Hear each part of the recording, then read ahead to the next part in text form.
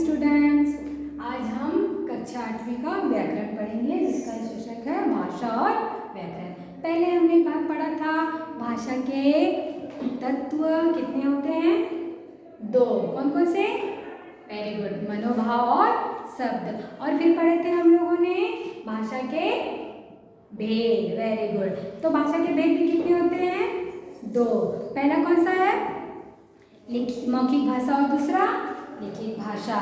तो अब हम यहाँ पे करेंगे लिपि भाषा का। हम एक दूसरे को जब बताते हैं, शब्दों के प्रकट करते हैं, तो अपने मन के भाव को प्रकट करके हम भाषा के तौर पे उसको बताते हैं। अब यहाँ पे लिपि में क्या है? भाषा को लिखने के लिए चिन्हों का प्रयोग करते हैं, उन्हें लिपि कहते हैं। आप लोग चिन्हों का प्रयोग करते हो कि नहीं? हाँ, वही लिपि कहलाती है। लिपि में क्या होता है कि अपने भाव को व्यक्त करने के लिए, स्वास्तिक प्रदान करने के लिए उसको शिलालेख लिखे गए हैं। तो पुस्तकें लिखे गई हैं, बहुत सारे पुस्तकें लिखे गई हैं, उसमें भी चिन्हों का प्रयोग किया गया है, उसे लिपि बोला जाएगा। दस्तावेज तैयार करते हैं, जो बोला जाता है फाइलें तैयार किया जाता है, उसे भी लिपि के तौर पे भी बोला जाता था, लिखा जाता था। जैसे इतिहास में ज्ञान विज्ञान ज्योतिष दर्शन क्षेत्र, वो पूरे में भी वही इस्तेमाल किया जाता है, लिपि के तौर पे उसको लिखा जाता था, बताया जाता था। तो भाषा को लिखने के लिए चिन्हों का प्रयोग करते हैं, उसे लिपि कहते हैं। बार बार उसको पढ़ो, ध्यान दे के समझो, तो आपको ये आ जाएगा। लिपि का क्या है? भाषा को लिखने के लिए जिन चिन्हों का प्रयोग करते हैं उसे लिपि कहते हैं। अब कुछ लिपियाँ क्या होती है? साधारण होती है, जिसमें पुस्तकें लिखी गई हैं, और कुछ देवनागरी लिपि, वो कौन कौन सी भाषा में लिखी हुई है? ये देखो, हिंदी, मराठी, संस्कृत और नेपाली।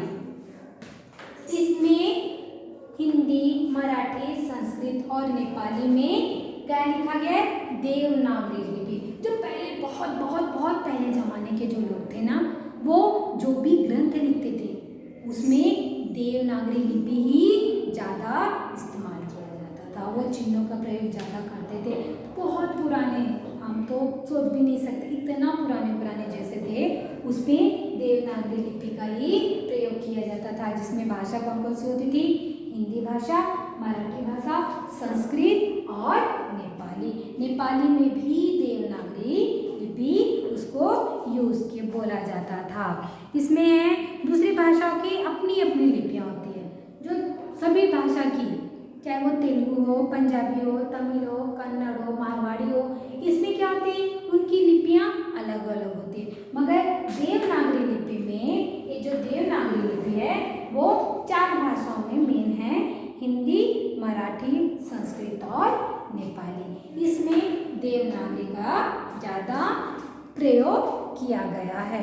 इस भाषा में क्या हो जाता है कि जब आप लिखते हो तो उसमें ज़्यादा चिन्हों का, जैसे इसमें दिया हुआ है ना, चिन्हों का ज़्यादा प्रयोग होता है, चिन्हों का ज़्यादा उसमें महत्व ज़्यादा रहता है, तो वो देवनागरी भाषा में ही उसका प्रयोग करते हैं। और हम जब पढ़ेंगे, हम तो अभी देवनागरी का तो बहुत पहले का था, तो वो हो गया है अभी हिंदी, मराठी, संस्कृत और नेपाली में ही देवनागरी का उसको किया जाता है और बताया जाता है। तो अभी हम लोगों ने पढ़ा था लिपि। देवनागरी लिपि में कौन कौन से भाषा में उसको लिखा गया है? हिंदी, मराठी, संस्कृत और नेपाली। Very good. अभी क्या है यहाँ पे?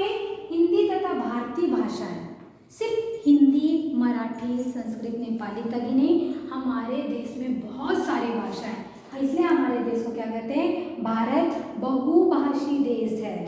बहुभाषी मतलब यहाँ पे क्या होता है? बहुभाषी मतलब बहुत सारी भाषाएं हैं, बहुत सारी भाषाएं, इसलिए इसे बोला जाता है भारत बहुभाषी देश है, जिसमें अभी भारत तो बहुत बहुत बड़ा है।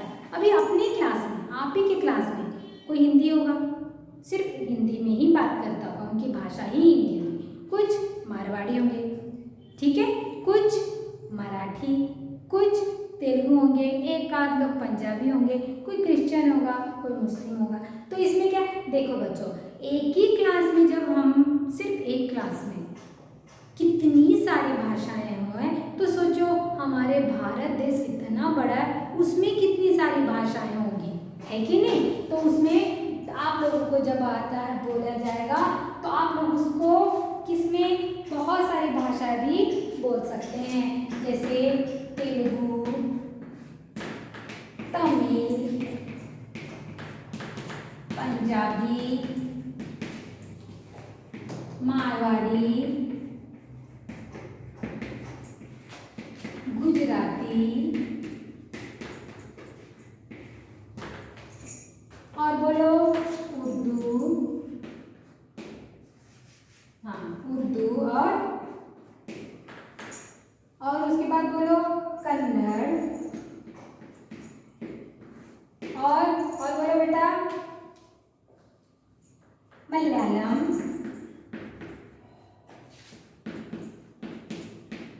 है ना।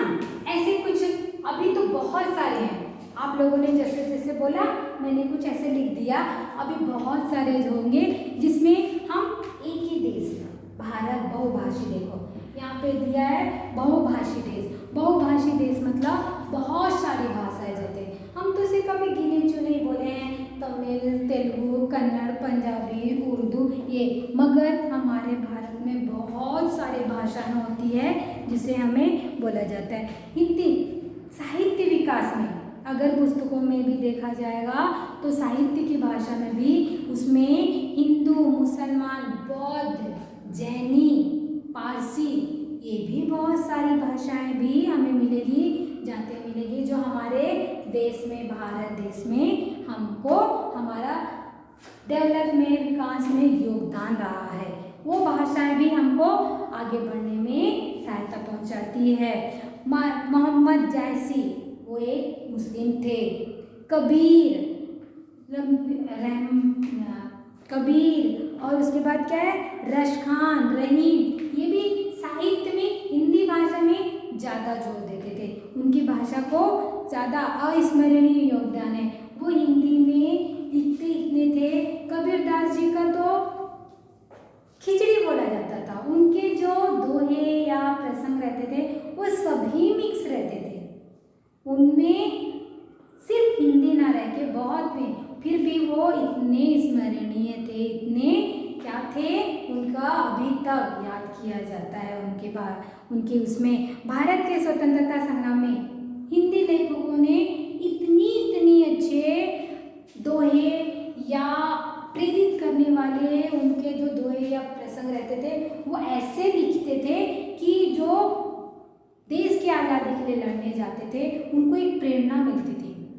क्यों, उससे क्या हो जाता है, झलकता क्या है, भाषा ही इसमें झलकता है। तो इसी में यहाँ पे हिंदी और भाषा, भारतीय भाषा में बहुभाषी देश हो जाता है, इसलिए हमारा देश भी एक, हम बोलते हैं ना एकता में बल होता है, वही हमारी पूरी भाषाएं मिलके भी हमको ये एक बनाती हैं। हाँ, तो स्टूडेंट्स यहाँ पे अपन अभी तक क्या पढ़े, भाषा, लिपि और पढ़े। अभी क्या है, व्याकरण। यहाँ पे जैसे भाषा और व्याकरण में अभी व्याकरण, भाषा को सरल, सुगम, सुबोध और परिमार्जित करने के लिए व्याकरण का निर्णायक योगदान रहता है। निर्णायक मतलब आप सिंपल सा लिख दिए तो वो मायने नहीं रखता, आपको उसको अच्छे से समझ के सुंदर से लिखोगे, उसके व्याकरण में, ग्रामर में अगर जोर दोगे तो उसके बोलने में भी, लिखने में भी आपको समझ में आ जाएगा कि व्याकरण को कितने अच्छे तरीके से, भाषा को कितने अच्छे तरीके से आप उसको लिख रहे हैं, बता रहे हैं। कि विविध रूप में वाक्यों को या शब्दों को विविध रूप में आपको उसकी शुद्धता बतानी पड़ती है। शुद्धता को और अशुद्धता का व्याकरण ही निर्णय करता है। कोई शब्द हो गया, वो शब्दों को आप कुछ भी उल्टा सीधा करके बोलोगे तो उस पर पता चल जाएगा कि आपका व्याकरण कितना शुद्ध है, आपकी भाषा कितनी शुद्ध है। अगर वही आप बहुत अच्छे तरीके से बोलते हो, बहुत अच्छी तरीके से समझाते हो तो आपके व्याकरण को समझ में आता है कि आपकी भाषा कितनी शुद्ध है।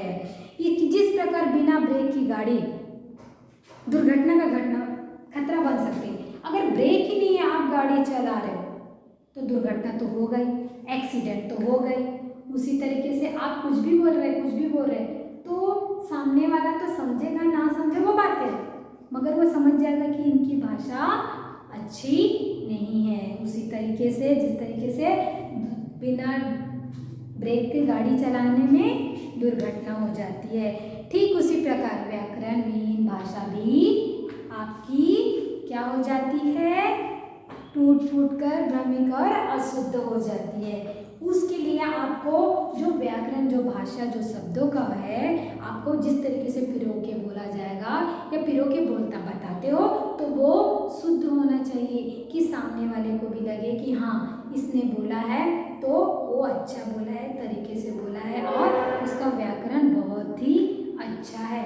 यहाँ पे जैसे यहाँ पे कुछ मैंने शब्दों को दिया हुआ है। व्याकरण भ्रमिक और अशुद्ध भाषा को शुद्ध और सार्थक बनाता है। इसका है क्या है बच्चों, यहाँ पे क्या दिया है, व्याकरण भ्रमक और अशुद्ध भाषा को, भ्रमक मतलब जिसमें भ्रमित हो जाते हैं, समझ में नहीं आता, कंफ्यूज हो जाते हैं, उसने क्या बोला मैंने तो समझा नहीं, वो भ्रमित करते हैं वो।